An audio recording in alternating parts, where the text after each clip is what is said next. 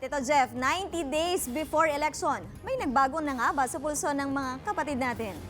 Sa pinakahuling survey ng pollster na si Junie Lailo, nanguna pa rin si Senadora Grace Poe. Dikit naman ang mga sumusunod sa kanya na sina VP Binay, Mar Rojas at Mayor Rodrigo Duterte. Si Senadora Miriam kulelat pa rin. Tugmayan sa Pulse Asia survey na lumabas noong nakaraang linggo. Pero sa SWS noong nakaraang buwan, sinasabing lamang ng 7 puntos si Binay kay Poe. Ano nga ba talaga? Para mas maintindihan, himay-himayin natin ang pinakahuling survey results.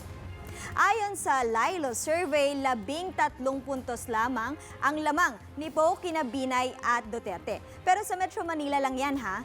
Mas malaki pa rin ang lamang ni Poe sa Northern at Central Luzon. Pero angat din doon si Binay, habang si Duterte kasama sa kulelat na meron lamang 7%.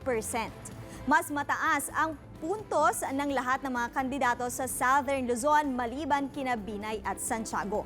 Pero kung si Poe number 1 sa Luzon, si Rojas ang nangunguna sa Visayas na may 35%. Si Duterte naman ang naghahari sa Mindanao sa 44%. Si Poe na number 1 sa overall ranking, pangatlo lang. Sa Mindanao na 17%. Nakatulong kay Digong ang suporta ng mga Muslim. Isa sa 3 Muslim ang suportado siya. Pero sa mga Katoliko, si Poe pa rin ang nangunguna. Si Poe rin ang nangunguna sa mga miyembro ng Iglesia ni Cristo. Taliwas sa napabalitang si Binay ang suportado nila. Sa ngayon ay wala pa ring opisyal na pahayag ang INC kung sino ang susuportahan. Kung titignan ang suporta ng mga lalaki, dikit ang laban ni Poe, Binay, Rojas at Duterte. Pero sa mga babae, lamang na lamang si Poe sa 32%, habang si Digong na aminadong babaero nasa 18% lang.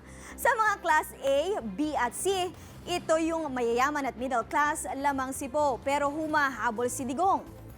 Hindi nagbago ang puntos ni Poe sa Class D o masa. Pero si Duterte, naungusan na ni Binay at Rojas. Sa mga Class E o yung talagang mahirap, si Poe pa rin ang lamang. Pero mas maliit na lamang niya kina Binay, Rojas at Duterte. Habang si Senadora Miriam ay napag-iwanan pa rin sa survey.